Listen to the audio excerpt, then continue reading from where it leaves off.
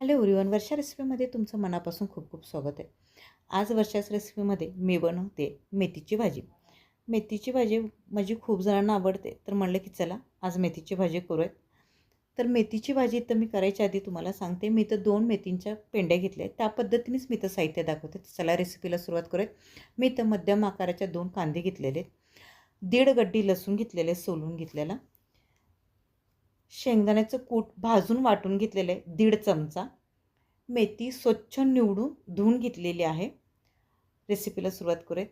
कढई गरम करायला ठेवू. कढई गरम झाली की आपण तेल गरम करून घेऊ.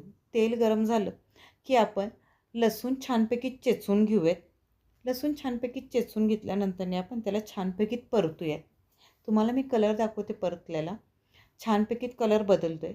आता आपण याच्यात बारीक चिरलेला कांदा घालूयात. कांदाही छानपैकी परतून घ्यायचा आहे. कांद्याचाही कलर मी तुम्हाला दाखवते. कांदाही बघा गुलाबी झालेला आहे. लसणाचा कलरही तुम्ही बघा. असंच करा म्हणजे ती चव छान लागते. चवीनुसार तुम्ही मीठ घाला.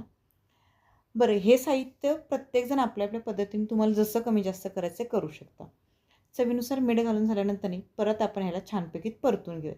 छानपैकी परतल्यानंतरनी आपण याच्यात घालूया मेथीची भाजी. मेथीची भाजी लगेचच घातल्यावर हलवू नका. त्याला जरा थोडंसं पाणी सुटतं. त्याच्यानंतरने आपण ह्याला परतून घेऊयात. छान आता आपण परतून घेऊयात.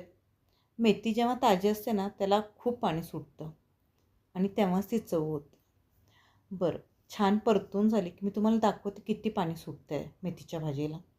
खूप म्हणजे खूप पाणी सुटलेलं आहे. हे बघा पाणी दाखवते मी तुम्हाला.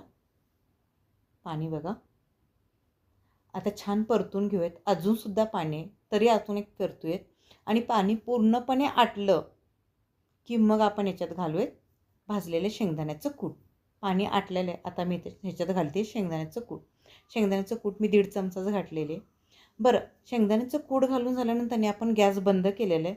छानपैकी त्याला आपण परतून घेऊयात. छान परतून घेतल्यानंतरनी आता आपण एका बाऊलमध्ये काढूयात. माझी भाजी झालेली आहे. तुम्हाला माझी भाजी कशी वाटली हे मला नक्की कमेंट्समध्ये सांगा आणि पुन्हा आपण एकदा भेटूयात माझ्या नवीन अशाच रेसिपी घेऊन. तर चला, नमस्कार.